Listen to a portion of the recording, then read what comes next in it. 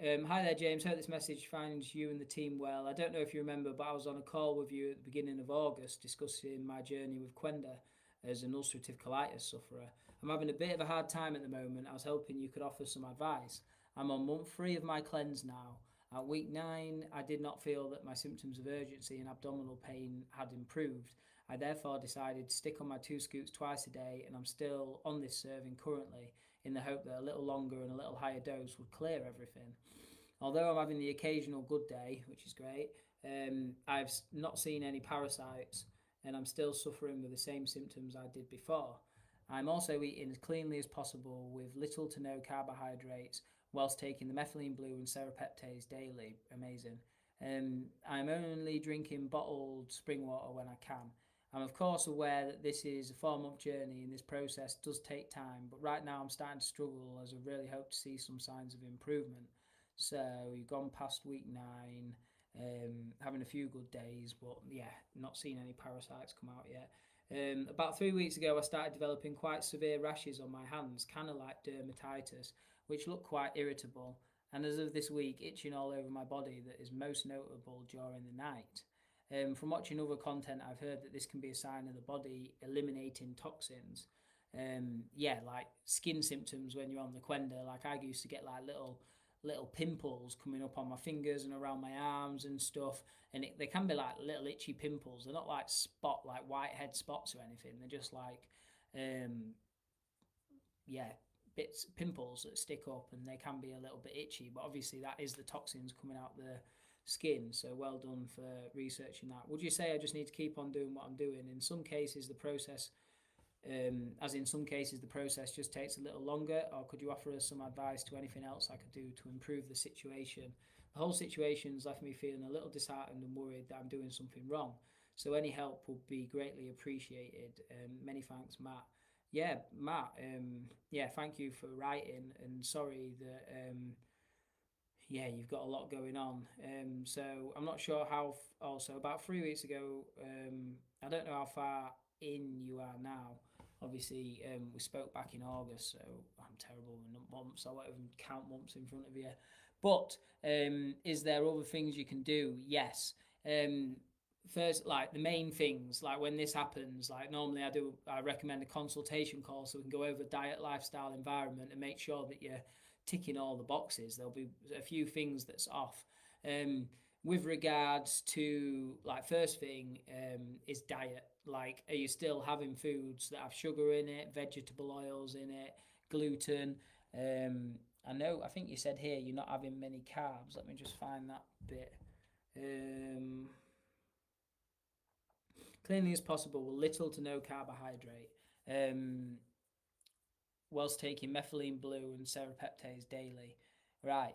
Yeah, especially we saying little carbohydrate. You might be having too little where you're not giving your body enough energy to basically when I say people are healing, you want to have enough calories to heal and you want to have enough protein to heal. So you want to be having like 2 grams of protein per kilogram of body weight to make sure you're having enough protein to help your body heal. And then, yeah, definitely get some carbs in. Just cut out the carbs like the gluten and the stuff that have like vegetable oil and sugars in.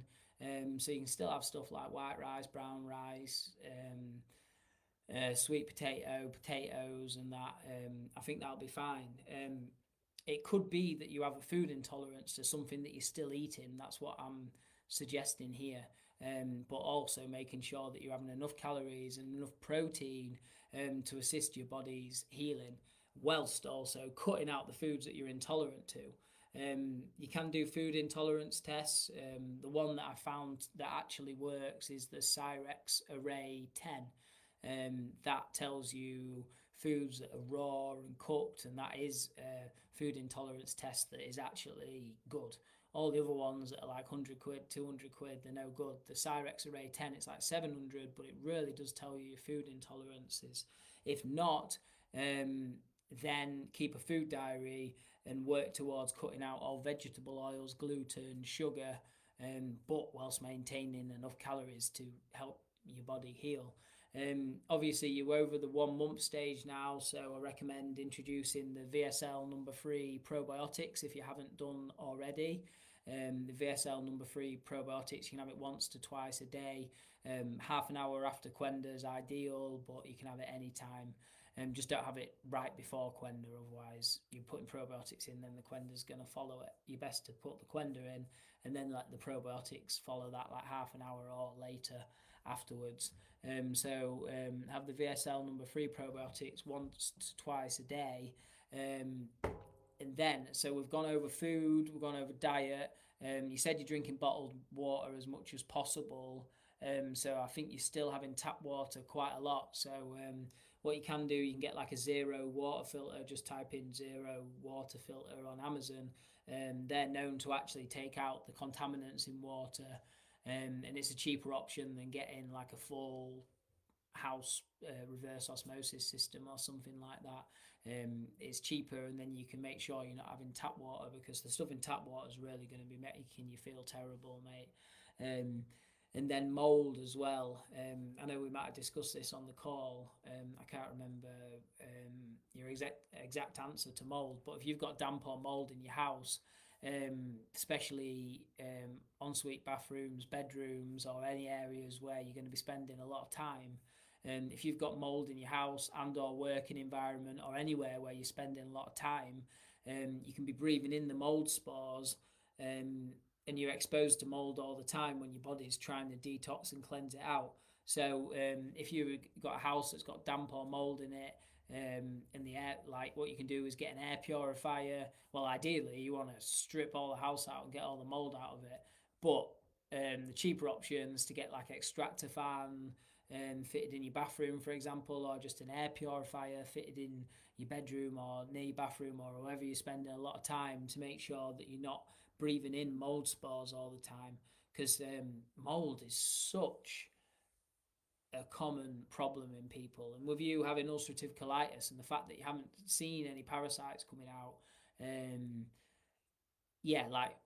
when we're talking about parasites, like some people get really long ones, but that's quite few and far between. Normally when people see parasites, they see little, it looks like bits of sweet corn in their stool, and that's broken up bits of tapeworm, or it can look like little worms like Ascaris, they're very common, and then like a little like pink mass, it can be like pink or whitish, and that can be liver fluke as well. They're the very common parasites that we see come out. So they might have actually came out in the stool and you not noticed them, but also there's 27 parasites that you can see with the naked eye, but then again there's 200 on record, so there could be a lot that are microscopic that are still coming out. Obviously you said you've had a few good days, which is great, that's your motivation to keep going, but it sounds like there's other pieces of the puzzle that we need to add in. So we spoke about making sure you're having enough calories, making sure you're having enough protein, drinking clean water, and then making sure your living environment is clean as well, with regards to mold and fungus. And what you can do is just get an air purifier if you have got known mold issues. And then if mold is a factor, then we can also introduce binders as well if mold is an issue. Getting off tap water, having enough calories, having protein, making sure you don't have mold in your environment and dealing with that if you have, and well done for keeping going with the Qenda. This is all the factors that could be creating issues for you. And then stuff that I don't commonly talk about is if you're using anything that you're putting on your skin that can be creating an issue. Obviously you can get a shower filter because you're saying you're getting a bit itchy now, so the tap water can be irritating your skin more so now when your body's detoxing. So you can get a shower filter, use like natural soaps. Ossa Organic do really good natural soaps. No deodorants, chemicals, lotions, all sun cream, all that crap puts chemicals into your body, so that can be affecting you as well. And then I know even now my guts don't take like vaping or anything very well, so if you've got people in your house that are vaping, that could be really negatively affecting your health.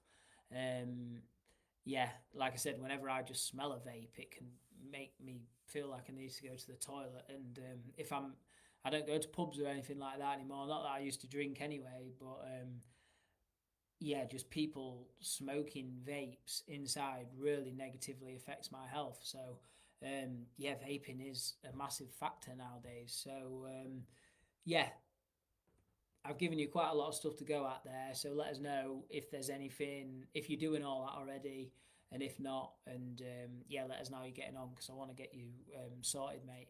We can definitely help you out. And oh yeah, and the probiotics as well. So yeah, let us know how you get on with that, Matt. Really excited to hear back from you and hear what's going on. Yeah, let's get you sorted, mate.